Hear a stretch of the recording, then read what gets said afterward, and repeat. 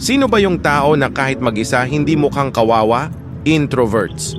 Yung tipong kaya nilang kumain mag-isa, maglakad mag-isa, at maupo sa kafe nang walang halong awkwardness. Sa paningin ng iba, parang nakakaawa. Pero kapag tiningnan mong mabuti, hindi sila kulang. Mas buo pa nga sila. May sariling mundo, sariling aura, at sariling energy na hindi basta-basta matitinag. Yan ang introvert strength. Hindi sila takot sa katahimikan. Sa totoo lang, doon sila humihinga. Doon nila nahahanap ang clarity, imagination, at peace of mind.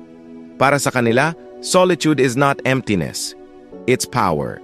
Hindi ibig sabihin na hindi nila kailangan ng tao, pero hindi rin sila nakadepende sa iba para maging masaya o kumpleto.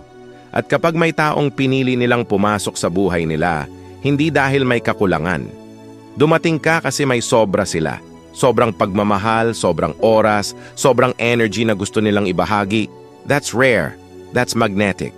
Sa mundong sobrang obsessed sa validation, likes, follows at approval ng iba, napakabihira ng taong buo kahit solo. Introverts prove na self-sufficiency is not selfishness. It's self-respect. It's knowing who you are kahit walang applause.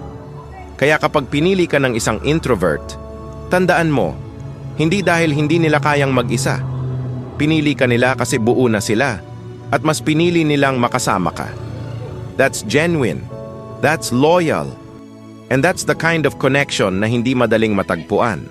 Follow Introverted Mind like this. Share it sa tropa mo at tag someone na hindi ka need pero pinili ka pa rin.